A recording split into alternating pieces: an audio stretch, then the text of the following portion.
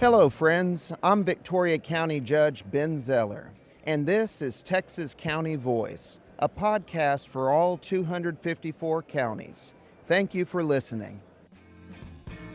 You're listening to Texas County Voice, a podcast from the Texas Association of Counties about the people, issues, and stories that matter to Texans and Texas counties.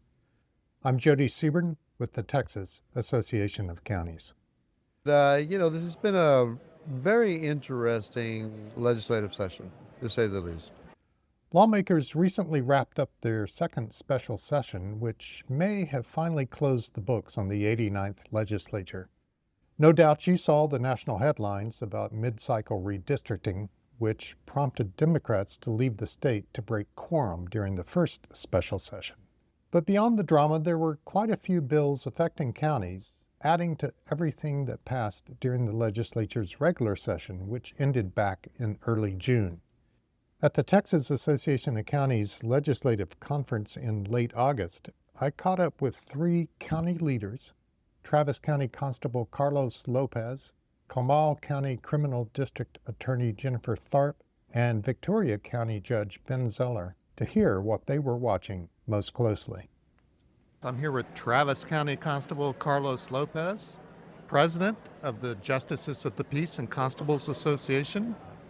Well, the regular session for the Justices of the Peace and the Constables was a pretty good one, right? You got most of what y'all were hoping to get? Yes, we got most of everything we were going to get. We got a few bills passed, like the warrant fee bill, for example, was increased from $50 to $75, which is additional revenue for some of the counties in the execution of warrants.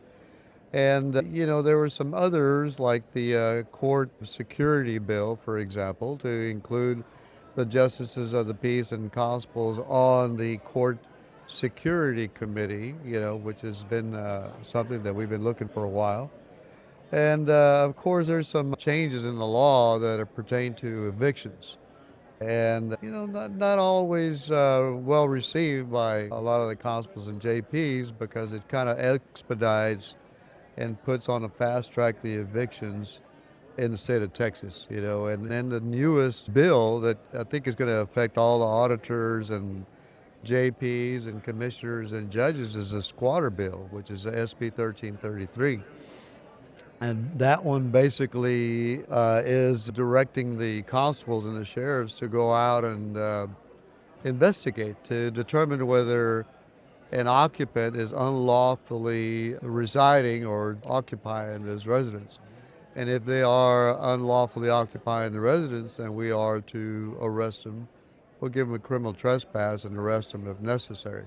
So that's something new that the constables are not used to. At least most of the constables in Texas, especially the rural, are not used to doing. So we're just going to have to gear up and try to do the best we can with the new law.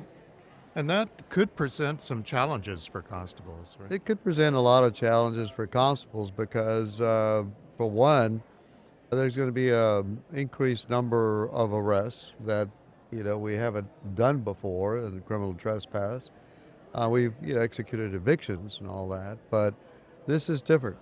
And so there's going to be more use of force issues as well, where we have to actually enter a residence and remove squatters from these residents. Is something that we're just going to have to look and see how this affects us. It may be minimal, or it could be substantial, just depending on how things go.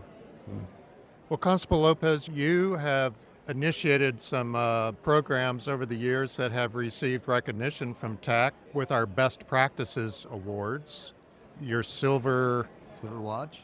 Yes, your Silver Watch program was a Best Practice Award recipient, and your Men as Allies. Anything new that you've developed or you're working on? No, I mean, we don't. What we usually try to do is, because we're big into reducing domestic violence in Travis County, so that was part of the Men as Allies initiative, is to try to educate young men and actually young women about what healthy relationships are all about. And the Silver Watch program, of course, is going to take care of our aging residents and try to just look into them, make sure that they are taken care of, or the agencies are responding to their needs. But we offer many things to the community. I mean, we try to do outreach, we try to do backpack distributions for the schools, and we try to supply victims of domestic violence with some either funding to be able to leave the residence with their kids and provide some temporary shelters or buy some food or give them gas money or cars just to help them get through the next couple of days, after they've actually left a very abusive situation. Well, thank you, Constable Lopez. I appreciate you taking a few minutes. Thank you. It's been a pleasure. Constable Lopez talked about the Men as Allies program, a partnership with the Austin-Travis County Family Violence Task Force. The program, which received a 2024 County Best Practices Award from TAC, teaches young men and women about healthy relationships and offers support to victims of domestic and teen dating violence. Constable Lopez co-chairs that effort. I'll drop a link to the program in the show notes if you want to learn more. Comal County District Attorney Jennifer Tharp was keeping an eye on several crime-related bills. She also talked about the fentanyl crisis and how counties can be part of the fight against overdoses. Ms. Tharp, before the conference, the opening general session, our core legislative group had a meeting, and you spoke about the regular session from the prosecutor's perspective. Would you mind just kind of repeating for us what you told the CLG? Absolutely, thank you. So, on behalf of Texas prosecutors, I spoke on some of the over 60 new criminal offenses and 45 enhanced punishments that came about from this last regular legislative session. Some of the bills that we talked about and I tried to highlight for the group beyond bail, which has been in the media quite a bit, to include the constitutional amendment that will be on the upcoming ballot, but some of the changes, specifically SB 9. SB 9 was kind of a cleanup bill that followed SB 6 from a couple sessions back, which was known as the Damon-Allen Act. So we talked a little bit about the bail reform, but some of the changes are new offenses that haven't been highlighted perhaps to all the listeners, included some of the financial crimes that came about. So one bill that I worked on was SB 1300. So SB 1300 was a complete rewrite of the organized retail theft statute for Texas. This statute came about in response to a task force that was actually put into place from the prior legislative session through the comptroller's office. And so between the two sessions, what we did is it was a task force of not only retail establishments, law enforcement, but also prosecutors to look to see how we as a law enforcement community and retailers could better combat retail theft. I was really proud to work on 1300. I'm excited to see the impact that it's going to have in a very positive way for Texas, for customers, for the safety of law enforcement, for the safety a lot of our children who often have a part-time job at a retail establishment. So I talked about some of the changes with retail theft. Also talked about a new criminal offense that is on the books, unfortunately, because we need it, which is gift card fraud. There is a huge problem in retail establishments where gift cards are being tampered, and you go to the grocery store or an establishment and you think you're buying someone a $50 gift card to give them for their graduation, and then lo and behold, they go to use that gift card and there's nothing on there, despite you putting $50 on it. So Texas recently adopted, and it's SB 1809, which is a gift card fraud. Another bill that I highlighted that I think is really impactful to, quite frankly, every Texan is SB 1646. So SB 1646 was legislation Senator King passed that dealt with copper and brass theft.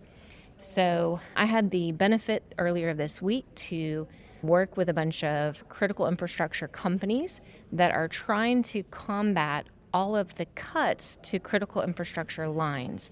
I will tell you, it is mind-blowing how much this is happening all throughout Texas.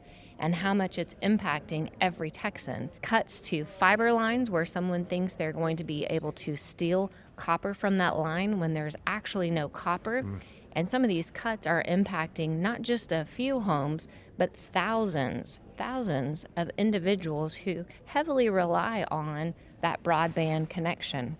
So SB 1646 not only added some aspects for criminal mischief when there is damage to those critical infrastructure lines, it also addresses a change in law to theft, but it added a new offense that's called unauthorized possession of critical infrastructure, brass and copper. And what this is it kind of mirrors the Cadillac converter, unauthorized possession. So it was written very similar to address that problem and similar to how that new legislation from last session addressed some of the Cadillac converter theft. This, I do anticipate, will address some of the copper theft. Well, thank you. And I should have mentioned that Ms. Tharp is a member of TAC's Board of Directors. And you were just appointed by Wise County Judge J.D. Clark, who's the new president of the National Association of Counties, to chair NACO's, excuse me if I don't get the name of the committee quite right, but it's their judicial committee? Almost. So it is the Justice and Public Safety Steering Policy Committee. Yes, I was shocked and surprised to receive the presidential appointment from Judge Clark, beyond honored to be able to participate in such a meaningful way, not just to hopefully bring back some great skill set and knowledge to Texas, but perhaps impact, this Texas prosecutor maybe impact on a national level some of the same issues that we're seeing. I mentioned retail theft, I mentioned brass and copper theft and critical infrastructure attacks. Those don't just stop at the Texas border. That goes and is experienced all throughout the nation. In this new role, I'm excited because I get to participate in helping to frame the speakers that will be addressing the steering committee, also trying to have an impact on the national level with federal legislation.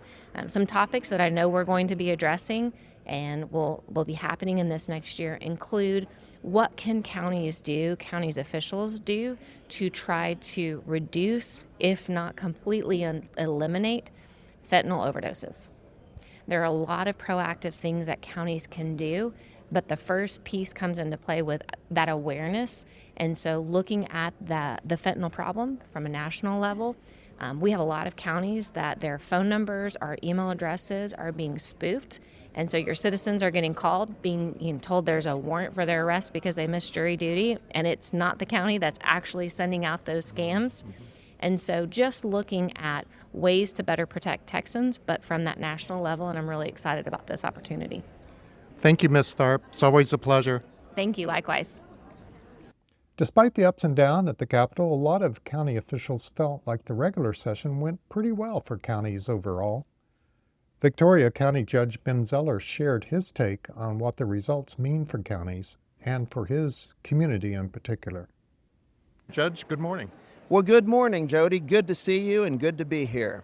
Well, we're here assessing the 89th Legislature, which when the regular session ended, I think most county officials thought that we had a good session. Counties had generally speaking, a good session. But just kind of give me an overview of your thought. Yeah, well, you are right about that. In general, we have felt that the regular session was better than expected. We saw some wins on county issues where we were able to increase the bid limit for counties. We were able to get some grant funding for rural EMS. We were able to achieve some wins that we had been pursuing, as well as fight back against some very bad ideas. Things like ending our associations and their ability to advocate on our behalf, pushing back on efforts to limit our revenue. Well, thank you, Judge Zeller. How are things in Victoria County? What are you working on there? Sure. We've got a lot of big things happening in Victoria County. One of them is a new mental health hospital that we expect to break ground on in about 2 weeks. It'll be a new inpatient facility that'll meet a very big need in our entire region. We've also recently gotten a grant through TDEM to build an emergency response complex. So that's going on. We've recently started, and it's going very well, a new public defender's office via a grant through the Texas Indigent Defense Commission. So a lot of big things happening in Victoria on the issues that matter to our residents, and we're excited to be able to serve the public and to get things done. Well, thank you, Judge Zeller. Thank you, Jody. Appreciate it. TAC's annual legislative conference is always a chance for county leaders, state legislators, and policymakers to get in the same room, share ideas, and talk about common concerns. This year, the focus was on how collaboration and storytelling can help counties work more effectively with state and federal partners. And by the way, registration for next year's conference opens in January. We'll keep you posted. That's it for this episode of Texas County Voice. I'm Jody Seaborn. To learn more about Texas counties and the Texas Association of Counties, visit county.org. Thanks for listening. We'll see you next time.